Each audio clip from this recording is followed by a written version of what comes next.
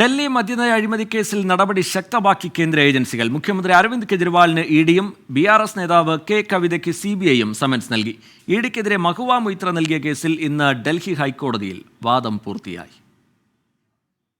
ഡൽഹി മദ്യനയ അഴിമതി കേസിൽ BRS നേതാവ് കെ കവിതയ്ക്കെതിരായ നടപടികൾ ഇടവേളയ്ക്ക് ശേഷം വീണ്ടും കേന്ദ്ര ഏജൻസികൾ ശക്തമാക്കി.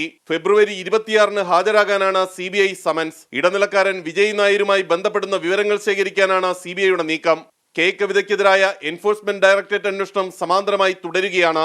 ഇത് 7ാം തവണയാണ് ഡൽഹി മുഖ്യമന്ത്രി അരവിന്ദ് കെജ്രിവാളിനുള്ള ഇഡിയുടെ സമൻസ്. ഫെബ്രുവരി 26 ഹാജരാകാനാണ് നിർദ്ദേശം. ഇത് തുടർച്ചയായ 7ാമത്തെ തവണയാണ് അരവിന്ദ് കെജ്രിവാളിന് ഇഡി സമൻസ് നൽകുന്നത്. അന്വേഷണത്തോട് അരവിന്ദ് കെജ്രിവാൾ സഹകരിക്കുന്നില്ലെന്ന ഇഡിയുടെ ഹർജി ഇപ്പോൾ റോസ് അവന്യൂ കോടതിയുടെ പരിഗണനയിലാണ്. മാർച്ച് 16 ഈ കേസിൽ അരവിന്ദ് കെജ്രിവാൾ കോടതിയിൽ നേരിട്ട് ഹാജരാകും. മാധ്യമങ്ങളെ ഉപയോഗിച്ച് തന്നെ കേന്ദ്ര ഏജൻസികൾ അപകീർത്തിപ്പെടുത്താൻ ശ്രമിക്കുന്നു എന്ന തൃണമൂൽ കോൺഗ്രസ് നേതാവ് മഹുവ മൊയ്ത്രയുടെ ഹർജി വിധി പറയാൻ ഡൽഹി ഹൈക്കോടതി മാറ്റിവെച്ചു. അന്വേഷണത്തെയല്ല, വിവരങ്ങൾ മാധ്യമങ്ങൾക്ക് ചോർത്തിക്കൊടുത്ത് തന്നെ അപകീർത്തിപ്പെടുത്താനുള്ള നീക്കത്തെയാണ് ഹർജിയിലൂടെ ചോദ്യം ചെയ്യുന്നതെന്ന് മഹുവ മൊയ്ത്ര വ്യക്തമാക്കി. ആർ രാധാകൃഷ്ണൻ, 24, ഡൽഹി.